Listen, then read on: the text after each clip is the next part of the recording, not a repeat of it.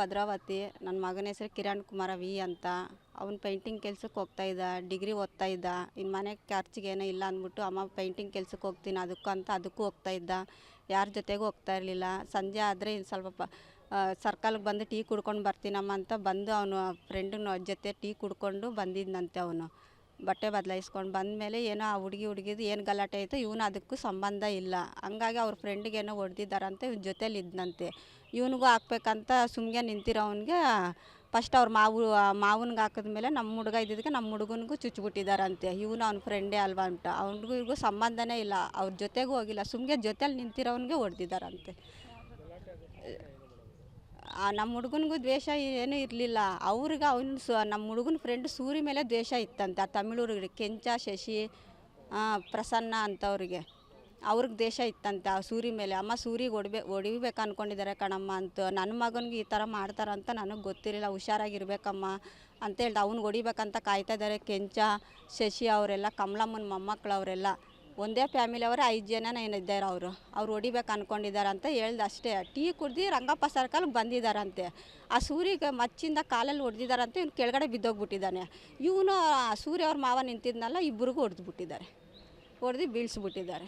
ಅಷ್ಟೇ ಗೊತ್ತಿರೋದು ನಮಗೆ. ಅವ್ರ ಮನೆಯವರು ಇವ್ರ ಮನೆಯವರು ಕಾಂಟ್ಯಾಕ್ಟೇ ಇಲ್ಲ. ಅವ್ರಿಗೂ 3ನೇ ವ್ಯಕ್ತಿ ಬಂದು ಹಂಗೆ ಮಾಡಿರೋದು. ಏನೂ ಇಲ್ಲ. ಅವ್ರ ಹುಡುಗಿ ಕಡೆಯವರು, ಹುಡುಗನ ಕಡೆಯವರು ಯಾರೂ ಬಂದಿಲ್ಲ ಮಾತಾಡೋಕ್ಕೆ. ನಮ್ಮ ಮನೆಯವ್ರು ಕರೆದ್ರಂತೆ, ಅದು ಸಂಘದಲ್ಲಿ ಇದ್ದಾರಂತೆ, ಬಾ ಮಾವ ನೀನು ಅಂದಿದ್ದಕ್ಕೆ. ಇಲ್ಲಪ್ಪ, ಹುಡುಗಿ ಮನೆಯವರು ಹುಡುಗನ ಮನೆಯವ್ರು ನೀವು ಮಾತಾಡ್ಕೊಂಡು ನಾವು ಇದಕ್ಕೆ ತಲೆ ಹಾಕಲ್ಲ ಅಂತ ನಮ್ಮ ಮನೆಯವ್ರ ಮನೆಗೆ ಬಂದುಬಿಟ್ಟಿದ್ದಾರೆ.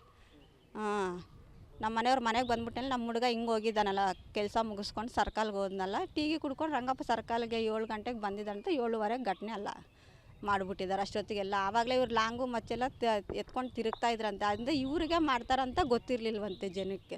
ಅಲ್ಲೆಲ್ಲ ಸುತ್ತಾಡ್ತಾ ಇದ್ರಂತೆ ಅವ್ರು ಆವಾಗಲೇ ರಂಗಪ್ಪ ಸರ್ಕಲಲ್ಲಿ ಹಿಡ್ಕೊಂಡು. ಅವರೆಲ್ಲ ಟೈಮಿಂಗ್ಸ್ ನೋಡ್ಕೊಬಿಟ್ಟಿದ್ದಾರೆ, ಎಷ್ಟು ಗಂಟೆಗೆ ಇವ್ರು ಬರ್ತಾರೆ, ಎಲ್ಲಿ ಹೊಡಿಬೇಕಂದ್ಬಿಟ್ಟು ಸರ್ಕಲಲ್ಲಿ ಆರ್ಚ್ ಹತ್ರನೇ ಮಾಡಿದ್ದಾರೆ ಅವರು. ಪ್ರೀ ಪ್ಲ್ಯಾನಾಗೆ ಮಾಡಿರೋದು ಅವರು. ಏನೋ ನಮಗೂ ಅವ್ರಿಗೇನು ದ್ವೇಷ ಇಲ್ಲ ಸರ್, ಒಂದೇ ಬೀದಿಲೇ ಇದ್ವು ಅಷ್ಟೇ. ಆ ಸೂರಿ ಮೇಲೆ ಏನು ದ್ವೇಷ ಇತ್ತು ಅವ್ರಿಗೆ ಗೊತ್ತಿರಬೇಕು. ಅದೇ ಏರಿಯಾದವರೇ, ತಮಿಳವರು ಅವರು. ಇಲ್ಲ, ಅವ್ನು ನಮ್ಮ ಜನನೇ. ಚೆನ್ನಾಗಿದ್ದ ಅವನು. ಎಲ್ಲರ ಹತ್ರನೂ ಹುಡುಗರ ಜೊತೆ ಎಲ್ಲರ ಹತ್ರ ಎಲ್ಲಾದರೂ ಕೆಲಸ ಅಂದ್ರೆ ಅವ್ನು ಚೆನ್ನಾಗಿ ಹೋಗಿ ಎಲ್ಪ್ ಮಾಡೋವನು. ಬೇರೆಯವ್ರಿಗೆಲ್ಲ ಹೋಗಿ ಜೊತೆಯಲ್ಲಿದ್ದು. ಅವನಿಗೂ ಒಳ್ಳೆ ಬುದ್ಧಿನೇ ಇದ್ದಿದ್ದು, ಕೆಟ್ಟ ಬುದ್ಧಿ ಇರಲಿಲ್ಲ. ಅವನಿಗೆ ಸ್ವಲ್ಪ ಓದ್ತಾ ಇದ್ದ, ಬರೆಯೋದು ಅದೆಲ್ಲ ಬರ್ತಾಯಿಲ್ಲ. ನಮ್ಮ ಕಿರಣನಿಗೆ ಬರ್ತಾಯಿತ್ತಲ್ಲ, ಇವ್ನ ಜೊತೆಗೆ ಹಾಕ್ಕೊತಾ ಇದ್ದ. ನಮ್ಗೆ ಗೊತ್ತಿಲ್ಲ.